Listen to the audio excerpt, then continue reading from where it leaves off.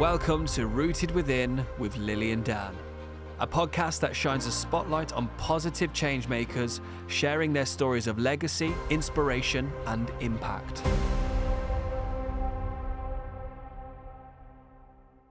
Hi, Dan. Hey, Lily, how are you doing? You're looking very studious with your glasses on right now. I know, I'm feeling incredibly smart. You just put me off completely. For a few moments, you're like, oh, I don't recognize this I know, but I woman. think we're going to have a smart conversation today. Well, that was the thing. I'm like, I need to feel smart because the person we have in the studio lost me at hello.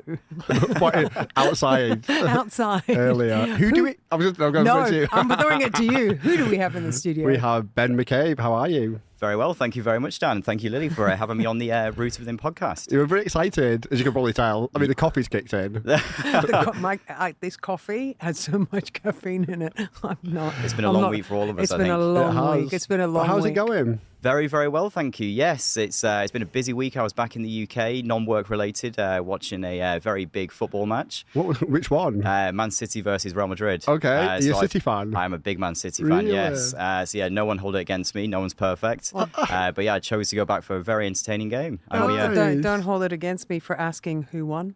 Man City, that's why I'm probably so still we're smiling. happy. Yeah, of course. Yeah. I mean, that would be a wasted trip if they didn't. Exactly, But yeah. Man City's top of the Premiership. They are indeed, yes. Yeah, like most years now, I think. Yeah, they are. We're a very dominant force. Money helps. Yeah. But I think also the right organisation, the right structure, the right backers. And I mean, I sort of look at it from a business context as well, because it is what it is today. Football is business. It's a huge business. Yeah, and they've got smart backers, smart money, and they've not just, yes, they've spent over £1 billion, but they've spent it very wisely, brought in the best staff, the best technical teams, and the best players, and I think we're starting to see So that. I'm going to go for a slight little tangent, but I remember when City was in like Division 3 or something, they got relegated for a number of seasons. Yeah, it was like a big thing. That's it. I was there, then I'm still there. I'm not one of those new wave fans that came in the last 10 years. What was the football ground called before? Main Road. That was it, Main Road. That's Because it, Oasis and Liam Gallagher and stuff was a big thing. Exactly, yeah. I just remember driving past it. Yeah, 90s culture. It was football, Oasis, Massive. All big influences in my life, I think. So we just got off on a complete Totally lost me there. Like Lily's I said, lost me at hello. Okay, And so again. anyway, But- let's bring it back. Go well, on, Lily. actually brings me to my first question. Have you always, well, not always, though, in the wrong word, but listening to you speak, you're very structured. You're like everything. You see the business side of things. Have you always been like that? Possibly. I think I'm a product of my upbringing. I think we all are, effectively. I think I've always been fascinated by business. I come from like a very humble, hardworking background. I was raised by my mum, like effectively as a single parent. So I saw her from a very young age, managing 2 jobs and sort of providing for us. So I've always respected the ethic of hard work. Yeah. Always aspired for something, better in life. Probably why I'm here in Dubai and have been for the last 12 years now, on and off.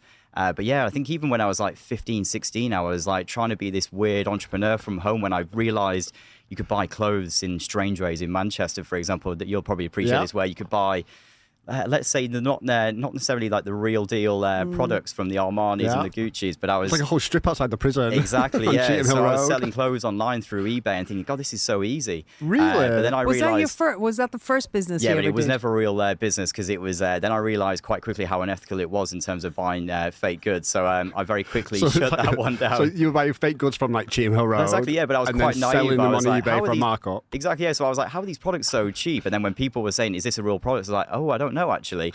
So then I thought, okay, but I got a very quick appetite for how to, let's say, run a business or have an operation. And yeah, always had jobs throughout university. Going back to football, I worked as a waiter in a football box at the Man City football team. So I had the best job in the world. I was getting paid to essentially like watch my football team and provide a service.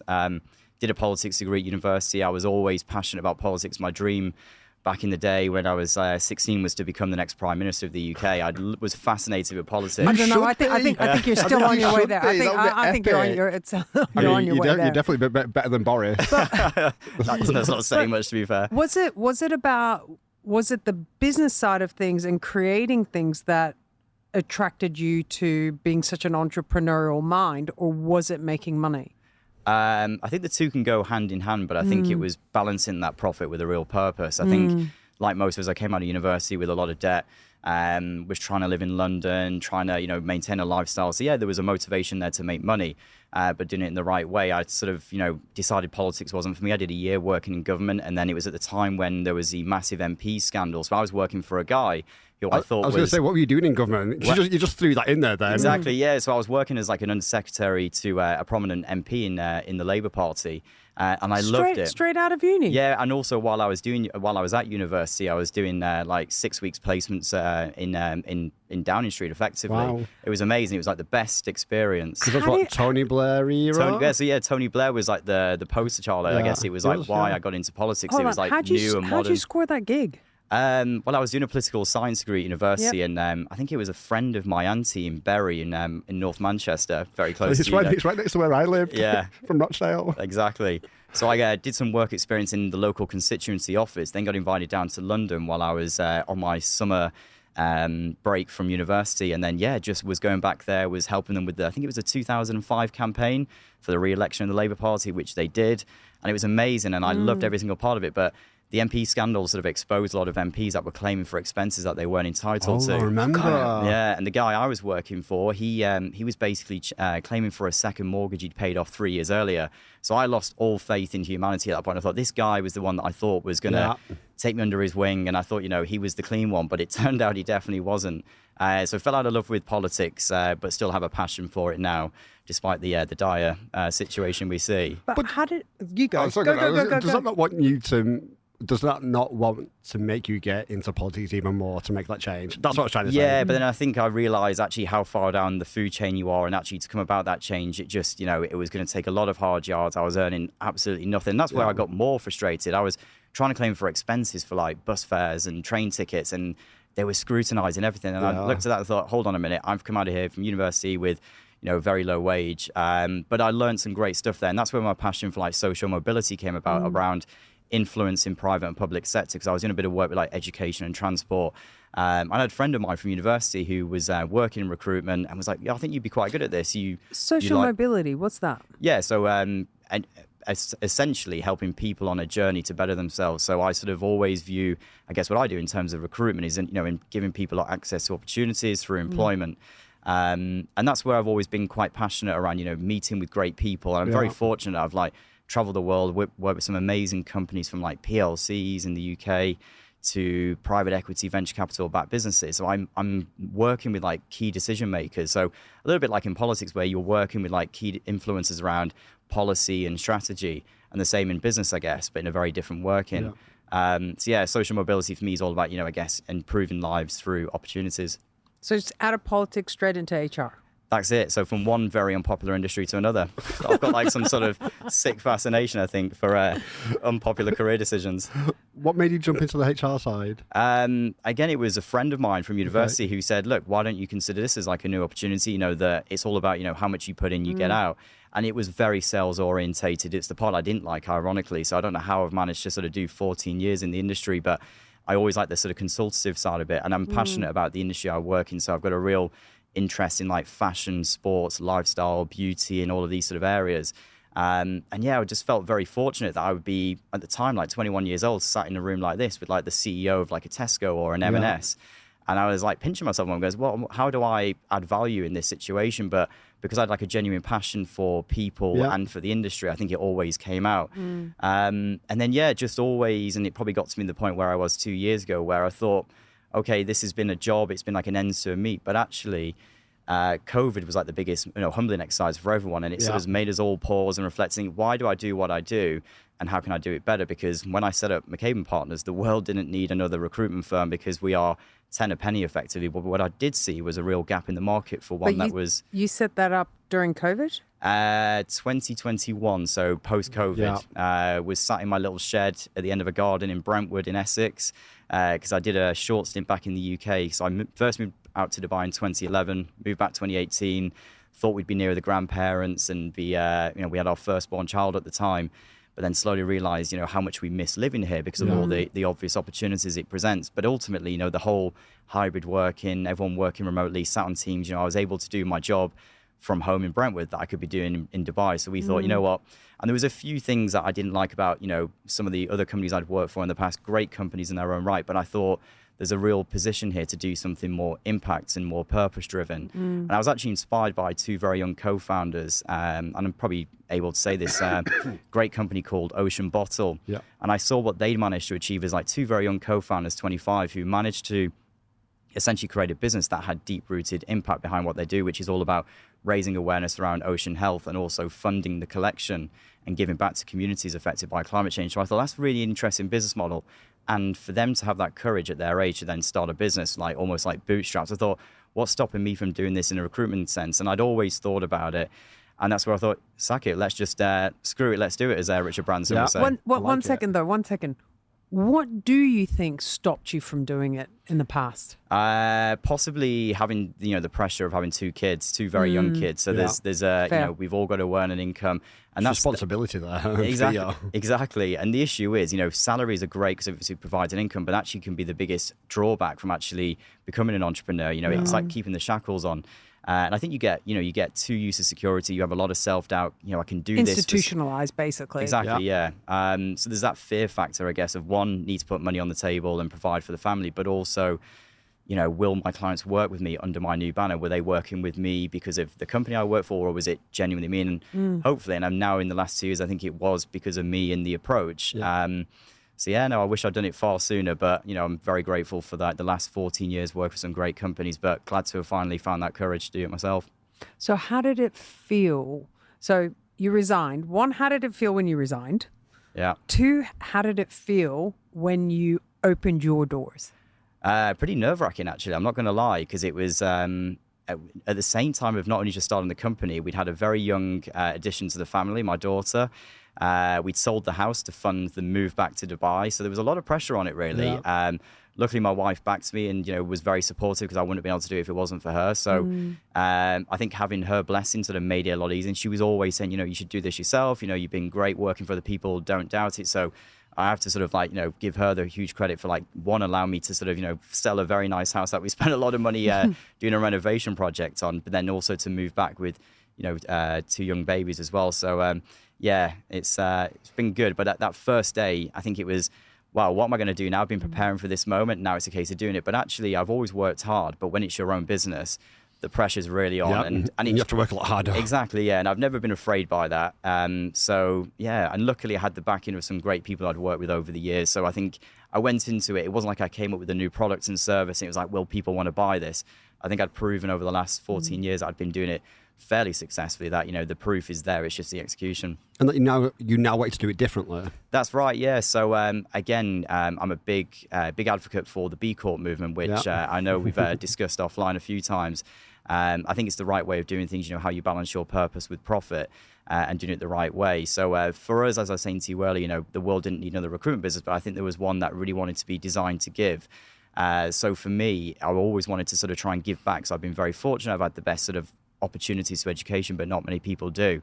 And again, in the context of what I do in terms of finding people employment opportunities, you need more often than not, there'll be a few people that will disprove the theory, but more often than not, you need to have a good, solid education. So, following some of the UN SDG goals around quality education, gender equality, and reducing inequalities, I looked at that and thought, how can I implement this into a recruitment model? So 5% of our revenue goes to Gulf for Good. And I know you had Millie on here recently. An amazing conversation. Hence the connection. Yeah, she's phenomenal. So, huge thank you to her for bringing us together in that first instance. So love what they do. It aligns with, our sort of wanting to give back. And they do a lot of great work in Africa for providing education and a safe place for orphans in places like Tanzania. So a lot of the work and money that we donated last year went to some good causes like that. So that's it could be more seen as like a CSR perspective, but I think I think clients really like it because they become part of an extension of their own CSR strategy as well. But I think, that's one of our USPs, we are designed to give, but really sort of like pushing, all areas that are quite topical right now and in the context of helping businesses on their transition to become more sustainable for the future. People don't realize that you can be more sustainable with your people as much as you can with the products and services you... Say something about that. Yeah. Being more sustainable with your people. Exactly. I think it's how you utilize your existing workforce. So I'm probably going to put myself out of a job one day by having this theory, but there's always that want and need to go externally to find people, but actually you can actually retrain and retain talent as much as you can by bringing out outside talent.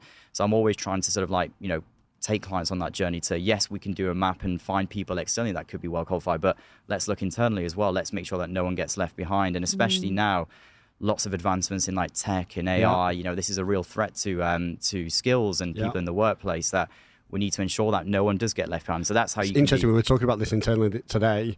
Because we work in the creative industries, and you got like Mid-Journey and things like that now. Yeah. And ChatGPT, where copywriters, for example. Yeah. No, it's something which you do. I'm looking at you, your world. I was just like, oh my god. Well, that's a massive thing, but making sure that people don't get left behind. Exactly. Is incredibly important. And on ChatGPT, I mean, I'm using it today, where I can implement ChatGPT and sort of AI models into my video calls I'm having with people. So I can take manuscripts, I can sort of check back and go through my notes, which after I sort of like present CVs, I do like a massive summary on the interviews that I've had with those people. That's helping me to sort of like go back and make sure I've got everything. And it also sends you like a summary of like to-do lists. I mean, it's amazing. And I even did like a job description, which normally would take me like an hour to like go through and write. One of the most painful things to do. Yeah, it is. And like that's taking me away from doing the service that the clients really want me to do. So what normally takes me half an hour or an hour would normally now take me like 5-10 minutes with a bit of proofread and a bit of amending. But yeah, it's phenomenal. That means you have more time to spend elsewhere. But that's what you're saying. Exactly. It's about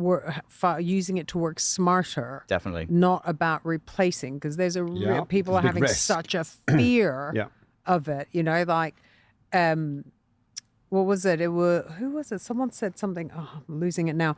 But for example, I was able to see that you can actually get, instead of having a PT, people are doing your programs and stuff. Optimal programs. So essentially, you don't need a PT anymore. But and that's the fear. But can you do it without a PT? No, because you still need a PT to make you accountable and to like blended call you in the morning and be like, hey, where are you? Because the thing is, drinking.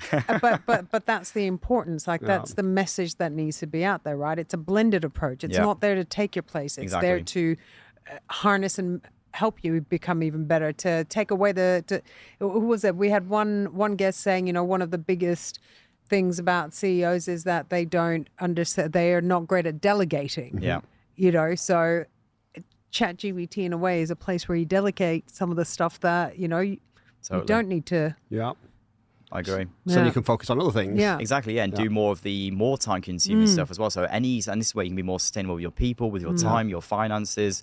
So it gives me back, and that's what it should be used for, is use AI for the advantages. I think we're all fearing the worst, because I think it should only be there to sort of give humans back more time is how it should be applied. But inevitably there'll be a few losses along the way in terms of jobs, but it's like the digital transformation that took place over the last 10 years. It's just another evolution, but as long as it's regulated and monitored, then hopefully we shouldn't really fear the worst. Yeah. Because there's certain things that you can't, a human, like I do wonder about my own profession as well. Like, can an AI do it quicker? I mean, yes, it probably could, but there's always that need for a human interaction that, a bot can't really detect in terms of people's behaviors, their, how they conduct themselves in the real life and so forth. They will always need that sort of third party sort of conducting. I guess. Also emotional connection as well. You don't get that from the human computer. touch. Yeah, there exactly. You go, humanity. You can program.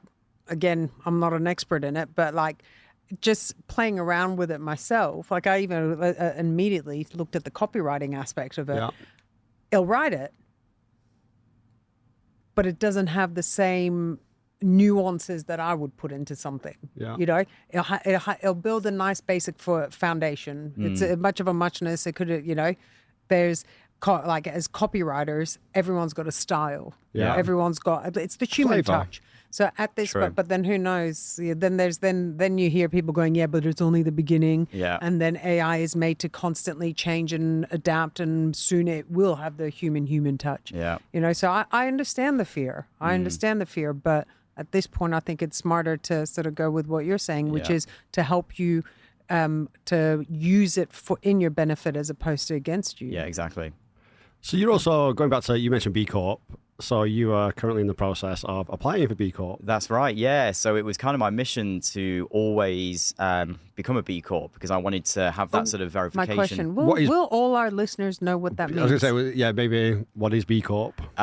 B Corp was set up around 15, 16 years ago by some philanthropists who essentially wanted to change the way that a business was engineered and structured in the first place. So there's an act in the UK, I think it's Article 32.1 of like the Companies Act, shall we say? Okay. And it's to try and reverse the sole purpose of a director in a company to be all about creating shareholder value.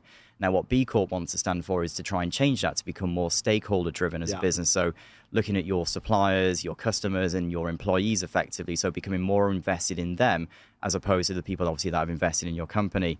So it's it's again, it goes back to like balancing purpose with profit. It's, you know, your sole purpose isn't just to sort of generate as much revenue and profit for the very few. It's actually sort of use that your business as a force of good around raising awareness, you know, balancing how you actually consume, manufacture your products and services.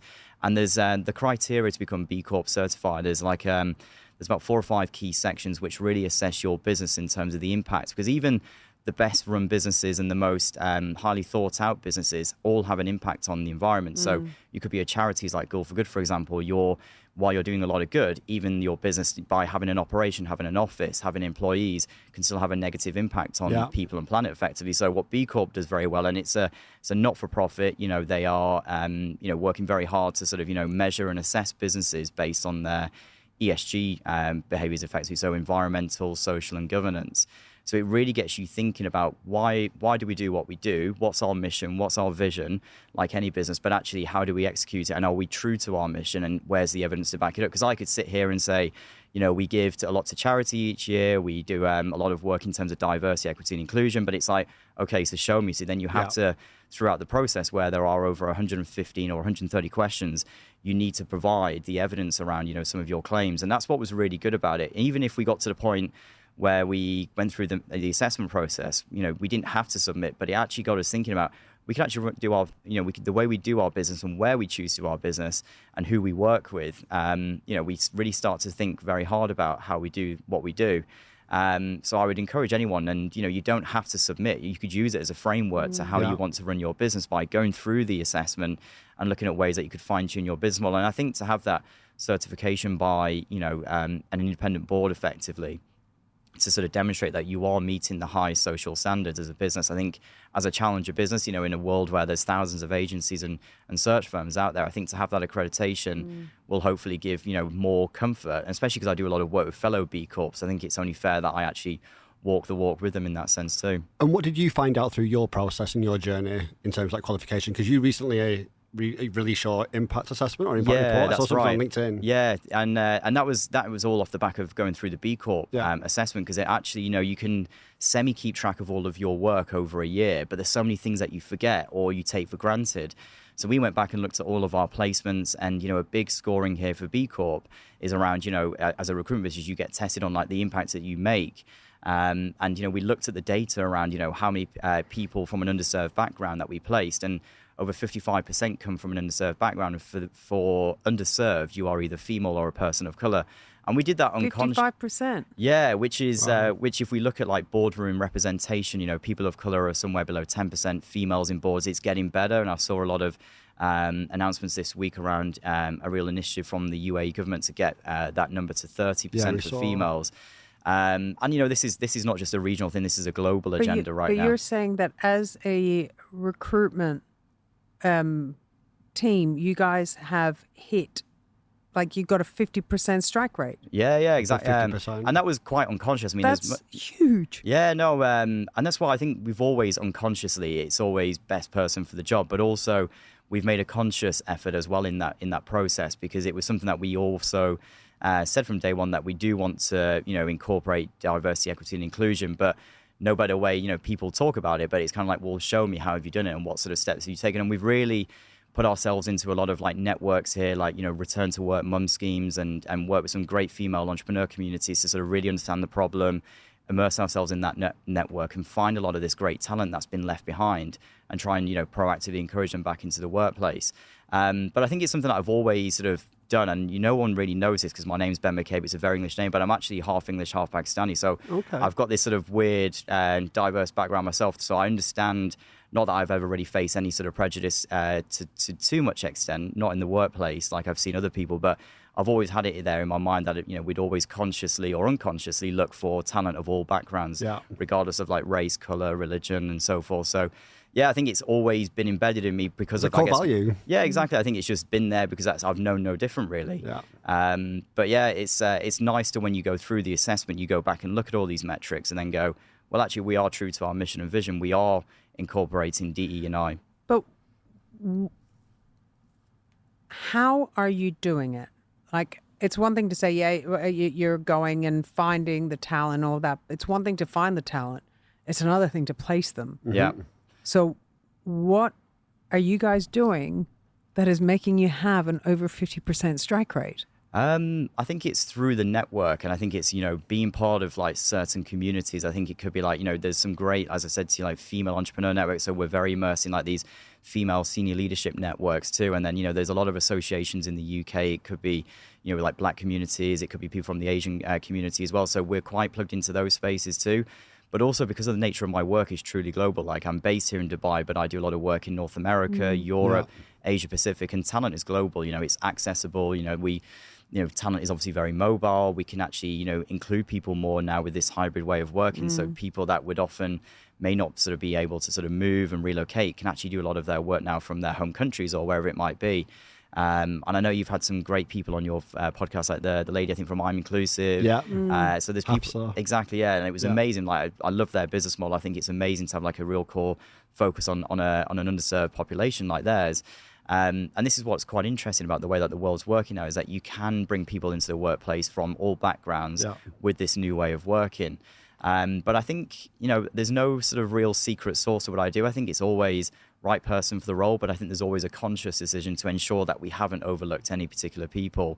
And, when we're having conversations with clients, we're always asking, how important is DE&I? And if they're sort of saying, oh, we're not that bothered, then they're the sort of people we don't tend to want to work with. I was going to say, how many people are really, responsive to this? Are you finding that it's increasing, it's good, or are you still facing, challenges? I mean, I've had examples in the UK 5 years ago with a very well-known grocery business who sort of said, we wanted to only find a black female chief technology officer. And I use this example another day. And, I was like, okay, that's great. Yeah, it's a nice sort of boxing exercise. But, and we were saying this earlier off air, you can have a black female CTO who thinks exactly the same as a white male. She could have gone to Oxbridge. She could have had the same sort of privileges in the same sort of upbringing, but just based on the color of her skin. That doesn't make her any different. And that's where you've got to really measure cognitive diversity. So actually understanding their real, their exposure to life, because we all might look very differently, but we could have actually had the same upbringing. And that doesn't really bring true diversity in the workplace if we all look slightly different, but think the same. So that's where we obviously track cognitive diversity as much as you look at other areas too. And actually, when you track cognitive diversity, it then takes you back into a new pool and actually brings out true diversity in the workplace. Well, it literally is that whole justice is blind sort of scenario. When you go cognitive, all the other prejudices are gone. Exactly.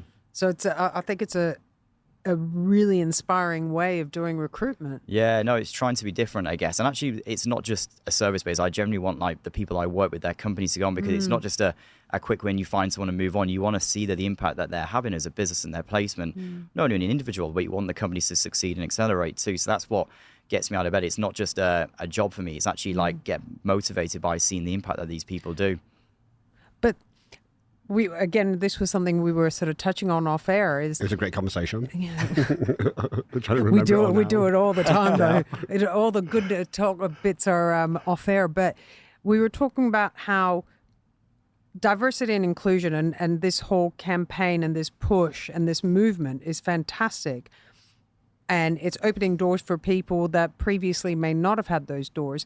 But in some ways is having a movement like this work against people and create any sort of animosity. So like, as you said, this company wanted a black female. And yes, from the sounds of it, a wonderful person ended up in that role who deserved it. But to what level does she then get bad press from the get-go? Yeah, I mean, that's it. You don't want to set people up for failure. And that's why we always say, is this a boxing exercise? Or, again, best person for the job always. And yes, we'll consciously go out there and find this sort of diverse talent.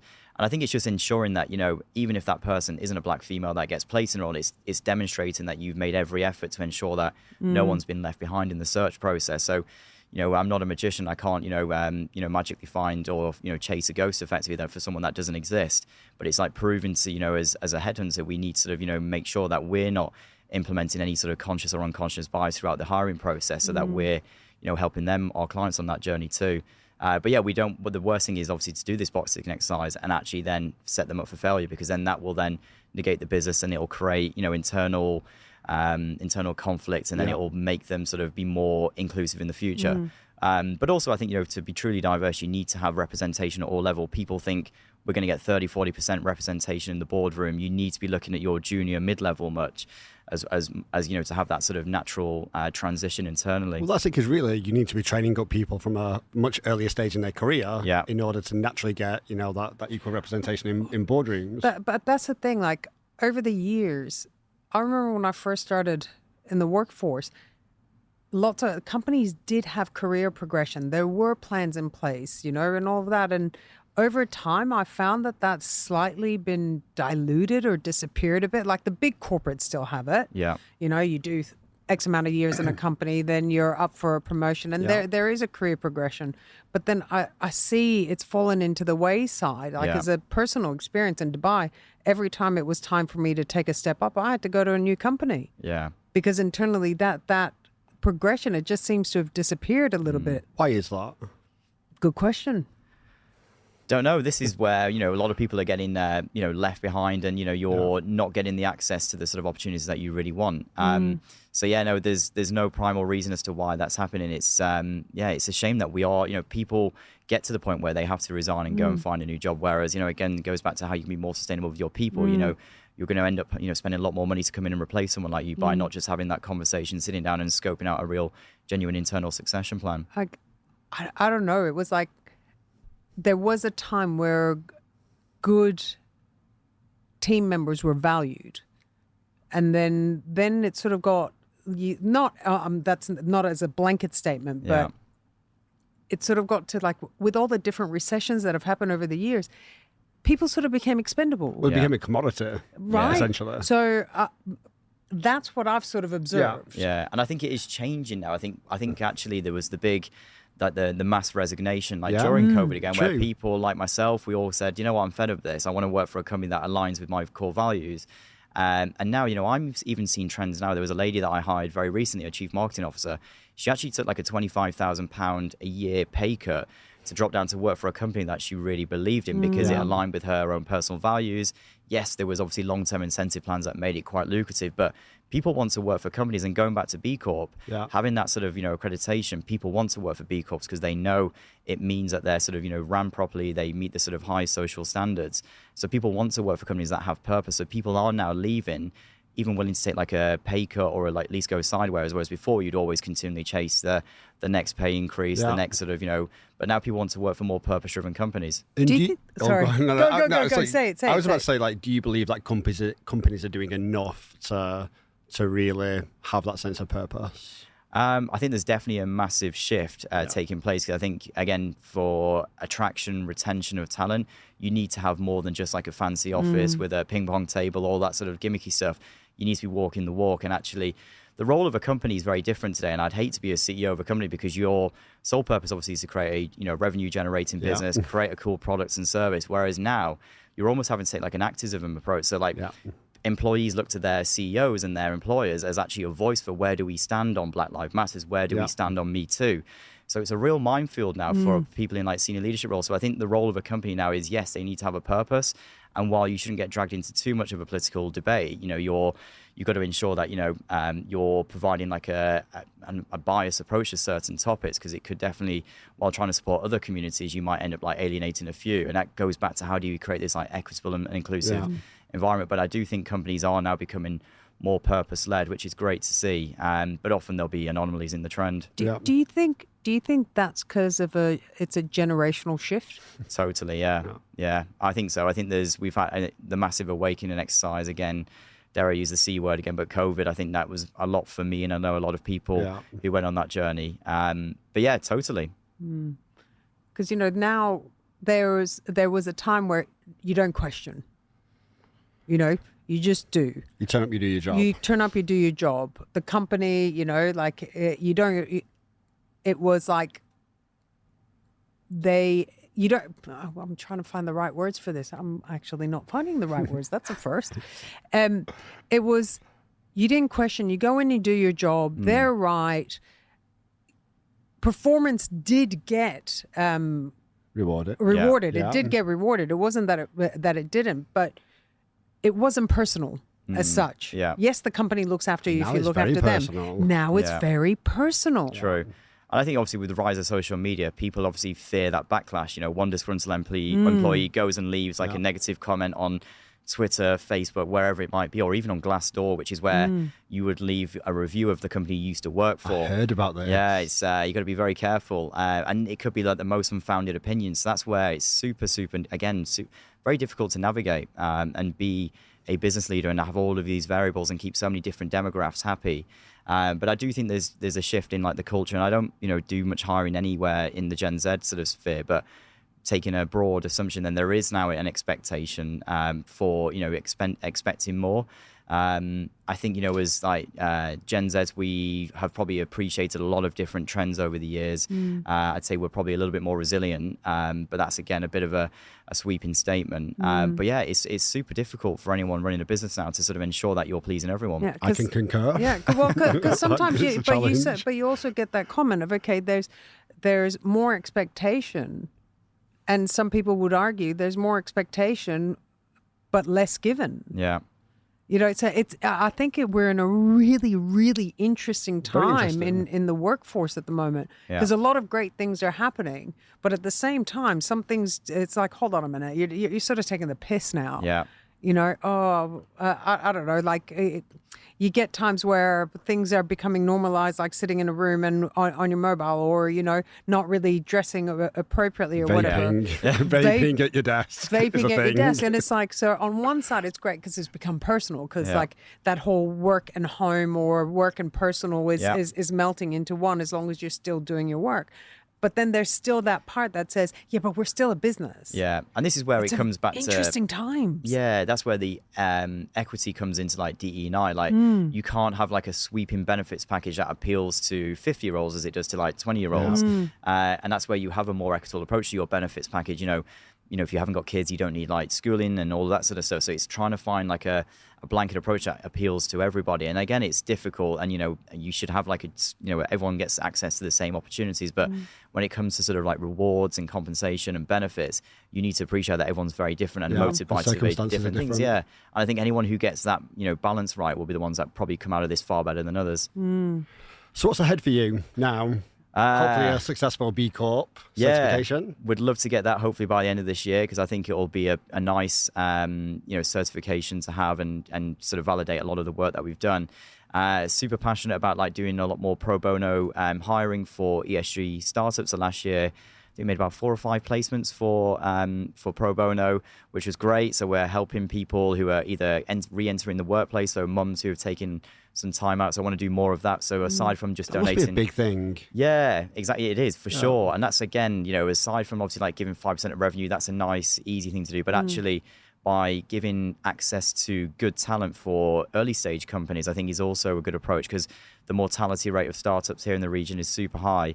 So it's giving everyone the access to good talent to help businesses scale. So aside from the exec search and talent advisory firm, I'm sort of incubating an idea to sort of really do more for startups here in terms of access to investment, access to pro bono talent. So yeah, it's always through the lens of talent and people, but the network is where I think I hold a lot of value, and it's enabling people who wouldn't normally get access to that the best possible opportunity. So yeah, I think I need to hire some people. I'm getting some helpers eventually. Yeah, I'm getting a lot more grey hairs. So it'd be nice to have a few more hands on deck. But there's a lot more to come in that space. So look forward to releasing that soon. Nice, we are very excited. Yeah, all I can say is it's really refreshing to hear. It is actually it really is. A recruitment entity really caring about people and the impact. It's not just about placing people and making a commission. It's about actually really making a change and making an impact. You're creating a nicer world. Thank you. That's it. Well, that's why I hope that it's as much as I'm competitive and I don't want other